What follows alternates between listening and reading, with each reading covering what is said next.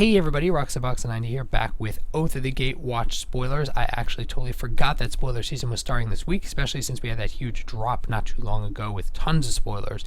But I thought, hey, you know what, quick catch up and hop right into today's spoilers. That's what I want to do today. So let's start off quickly with the promos of Oath of the Gatewatch. We have the intro deck rares, which pretty much highlight the mechanics of the set, like Cohort, where you tap it and tap an untapped ally to get an effect.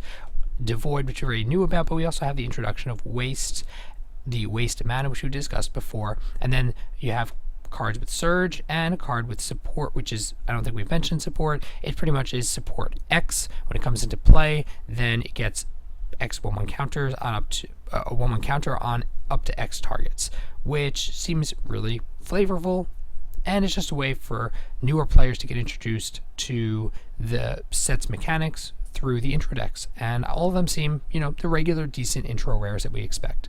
For the release, you get Embringer. I'm pretty sure we spoiled this guy before, but even if we didn't, he's 6 for 5/5 untaps during each player's untap step, and what's great is that he is a pinger, or he allows preventing attack or blocking on either person's turn, or draws cards. Disgusting and limited, really gross, great in Commander, I would see as well, especially in a multiplayer match, and the overall just art, name, it's awesome. I kind of wish the name was using something a little bit more epic. This card is not quite as huge, epic as you'd expect, but it still seems pretty awesome, and the art is stunning.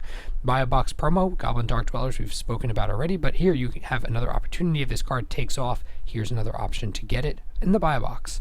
Gameday, holy god, that is a kill shot upgraded. 2 mana kill shot. An amazing full art. I'll take it. Gameday, boom. Fantastic card. And really playable in a lot of places. Jory N, if you are a top 8 in Gameday, you can get this full art version of her. They also have the set art spoiled as well, with fantastic flavor, because it's about Eldrazi are attacking, but it shouldn't stop us from continuing to delve into secrets and potentially uncover something awesome. And the mechanic fits perfectly with that. Whenever you cast your second spell, each turn you draw a card. This is fitting more with the mechanical style of play, drawing a card. If you go further into your deck, delving into your deck, I kind of wish in a sense that there was more to her in being able to do something with artifacts or something related to that, especially because she's blue-red and she's legendary, which means commander. But regardless, second spell each turn, maybe modern playable, just because there's a ton of decks that have that 1 mana kind of spell, Jataxian Probes, Lightning Bolts, Serum Visions, you name it. Having her being able to get that additional spell advantage seems kind of gross, or card advantage via spells seems kind of gross, but I'm thinking primarily Commander, she's going to make the biggest wave. And Avengers Assemble! Planeswalker art seems pretty badass, pretty awesome. What we expect. That's for the champion of Gameday. Then we also have a Stonehaven Outfitter. This is just that weird equipment card. You're like, what? But it's 2 for a 2/2. Equip creatures you control get 1/1, which it really, really mocks Skull Clamp, because Skull Clamp, you always mess around with 1/1s or something 1s, and you feed into Skull Clamp to draw 2 cards. With this guy out, it doesn't work. But it's kind of like a fixed Skull Clamp on a creature that helps your equip creatures, and it seemed a little bit niche for where this card would go. But if you're going to have creatures, jumping on equipments and getting killed or being sacrificed, could be used in several places very, very easily. Commander being the prime one, I could definitely see Nahiri style builds or any kind of equipment style decks really abusing this card fantastically for card draw, especially mono white. Then we got Runes of Oran Reef. This is more for a flavor thing. The card itself is okay. For colorless creatures, most of the ones in the set don't need that 1/1 counter. But yeah, sure. Okay, good flavor. Eldrazi Mimic is really interesting, really weird card. It is consistently inconsistent. It's 2 for a 2/1. Whenever another colorless creature enters the battlefield under your control, its power and toughness becomes that creature's until end of turn. So it's a temporary clone with regularity. So bizarre. But it's only 2 mana for a 2/1, which is fine, and seems like it could be really interesting, although I don't know if it's the card you want to drop early on in like an Eldrazi ramp deck, where you're trying to get lots of Eldrazi down. Is that where you want this card? I don't know, but it's really cool design. Then we got a couple of real powerhouses here that I was really stunned about. 3 for a 3/1 haste. Seems good, right? Yeah, sure, that's decent Eldrazi, but also when you cast it, you can pay 1 at waste, and if you do, you take control of a creature, which means for 5 mana, you get a 3/1 haste that also steals their best creature to attack them, and if you're in an aggressive style deck, that's powerful. I like it a lot.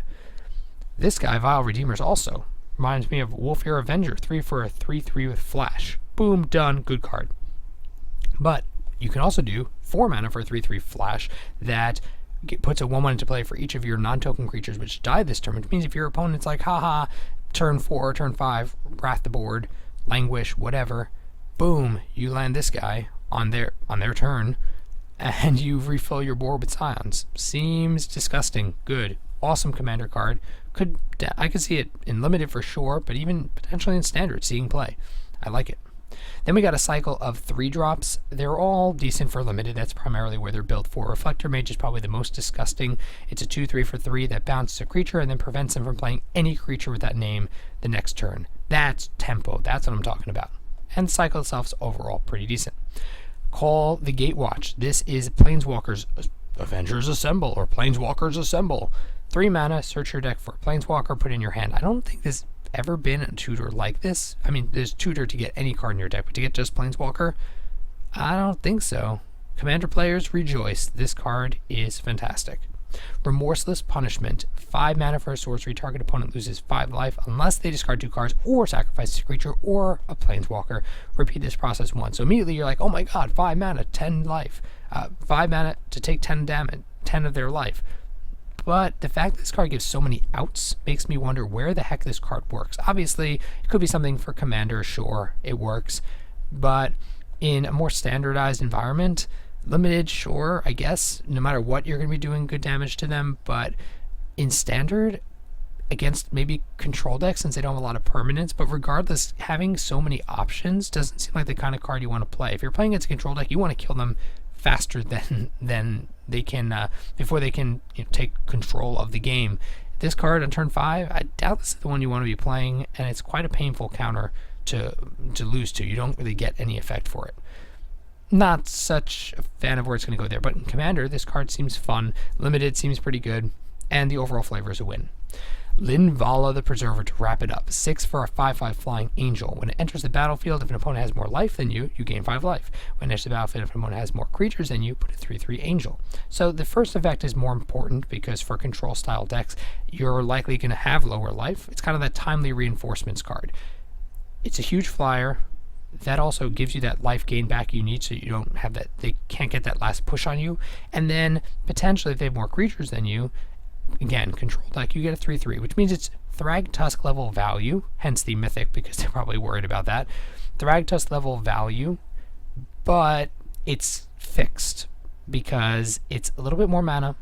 It doesn't have a leave the battlefield effect, which probably is going to prevent it from being as broken as Thragtusk was.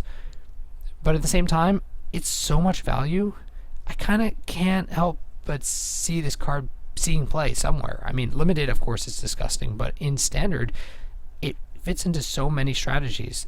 It's great for control players. It's mid-range.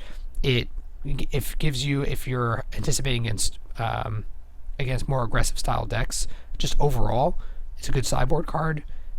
I see it's going a lot of places, and the most important part of all, the foil is going to look gorgeous. Give me it now.